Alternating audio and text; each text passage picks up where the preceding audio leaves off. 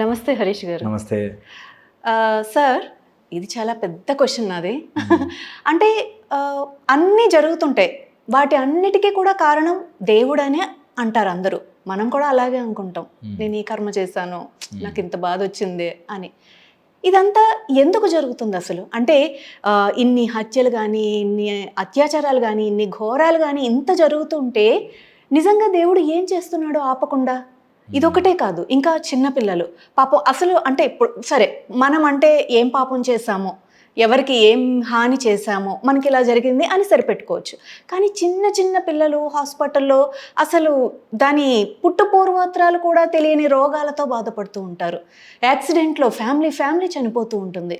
ఇదంతా ఎందుకు? For example, తండ్రి పాపం చేశాడు, తల్లి పాపం చేసింది అనుకుందాం, పిల్లలు ఏం చేశారు? ఇదంతా దేవుడు కావాలనే చేస్తున్నాడా, లేకపోతే దీనికి ఒక రీజన్ ఉందా? అంటే ఇవన్నీ ఇంత జరుగుతున్నా కూడా దేవుడు చూస్తూనే ఉంటాడా, ఆపడా? ఎందుకు ఇలా ఇదంతా? చాలా పెద్ద ప్రశ్న యాక్చువల్గా. అండ్ ఇది నిజంగా కూడా ఎంక్వైరీగా చేసుకోవాలి అనిపిస్తుంది అందరికీ, ఎందుకు ఇలా అని. నిజంగా. సో ఇందులో కొన్ని ఆస్పెక్ట్స్ ఉన్నాయి. దేవుడే చేస్తాడు ఇదంతా అంటే అది పార్షలే. ఓకే, దేవుడే నువ్వు ఎలా చేసుకోవాలో అలా రెడీ పెట్టాడు నీకు అని. నీకు కత్తి ఇచ్చాడు, నువ్వు కూరగాయలు తరుక్కోవచ్చు, పీక్ కూడా తరుక్కో. నువ్వు ఎలా వాడతావు అన్న దాని మీద ఉంటుంది.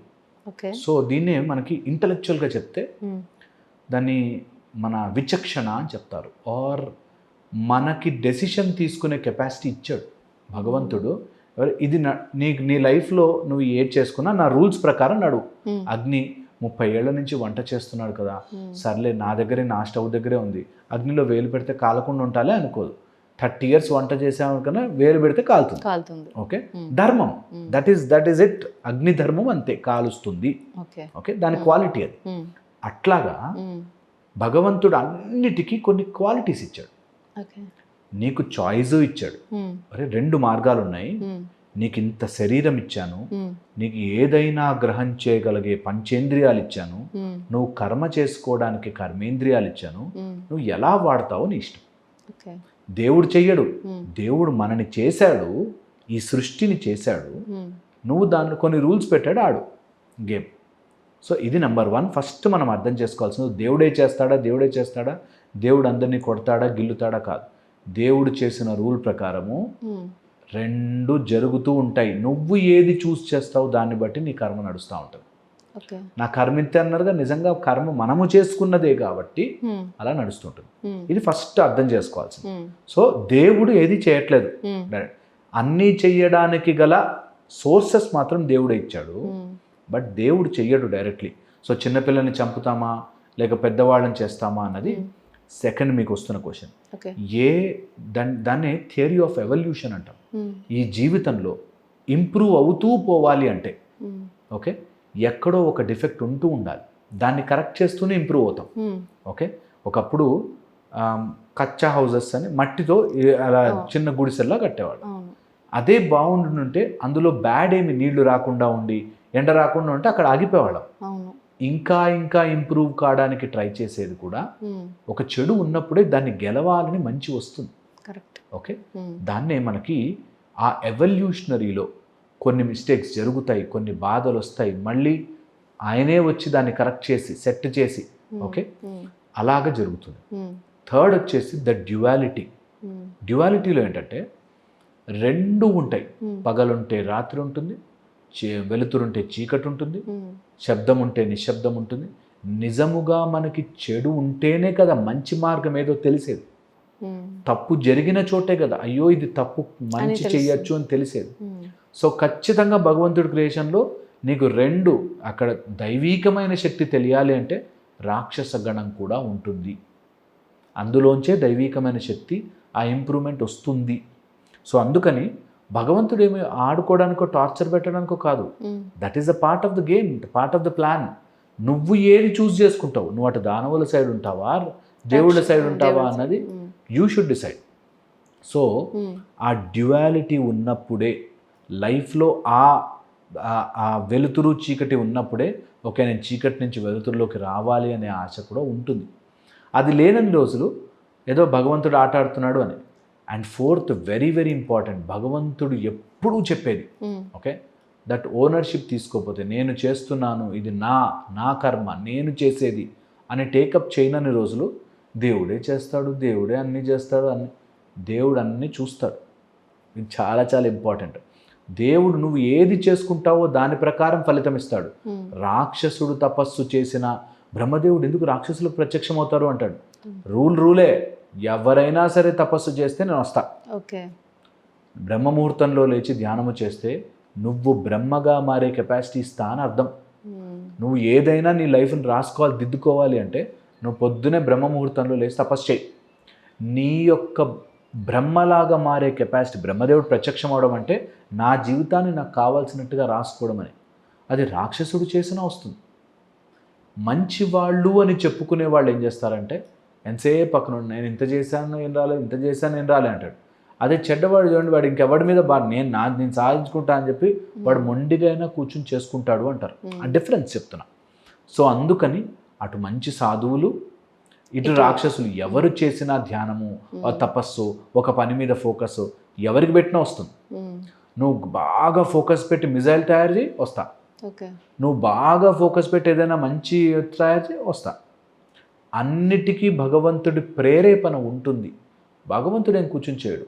నీకు నిజంగా అలా పిల్లలు చిన్నప్పుడే అదేదో ప్రాబ్లం అవుతుంది అని రాకపోయి ఉంటే మనకు ఆ స్ఫురణ వచ్చి అసలు పోలియో వ్యాక్సిన్ కనిపెట్టలే వాళ్ళమేమో, ఇంకా బల్బులు కనిపెట్టుకునే వాళ్ళమే కాదేమో. సో భగవంతుడు ప్రేరేపణగా మాత్రం వస్తాడు. ఓకే, అండ్ భగవంతుడి యొక్క main content is consciousness.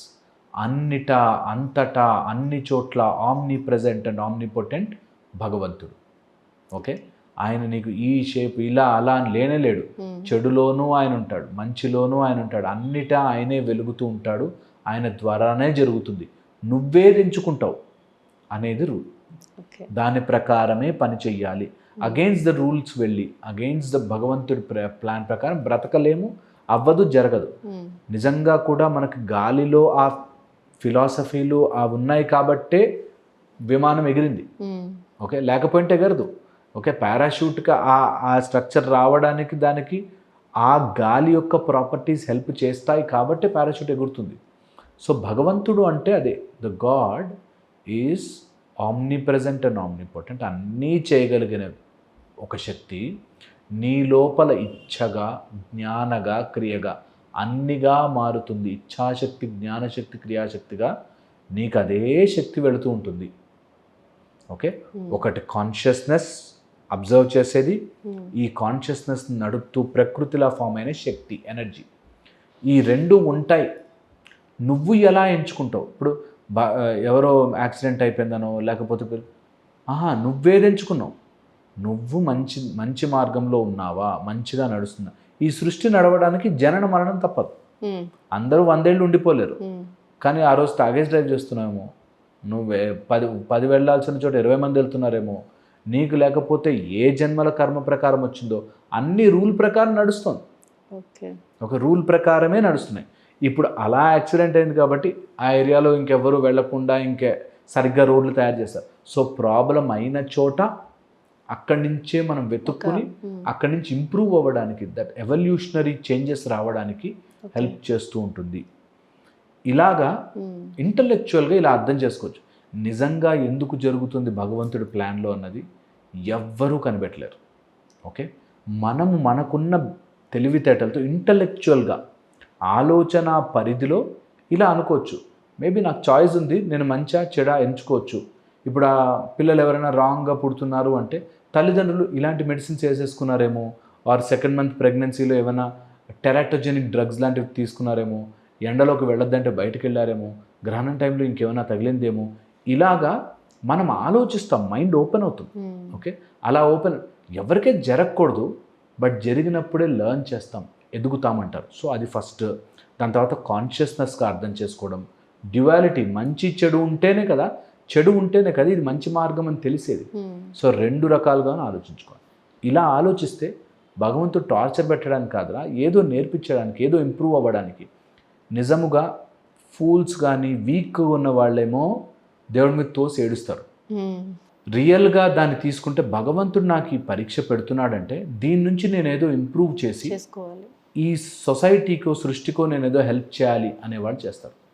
Okay, so ఈ రెండు కూడా నీ చాయిసే. మళ్ళీ నేను ఓ దేవుడు చేశాడు బాధపడుతూ కూర్చోనా, లేకపోతే నేను ఇంప్రూవ్ చేయడానికి నా లైఫ్లో పదే పదే ఆ సమస్య వస్తుంది అంటే ఏదో దాన్ని నాకు ఏదో చెప్తున్నాడు చెయ్యమని, నేను అది ఫాలో అవ్వట్లేదు అనేది ఆలోచించాలి.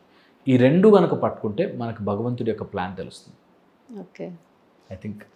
Thank you sir, thank you. చాలా చక్కగా వివరించారు. ధన్యవాదాలు.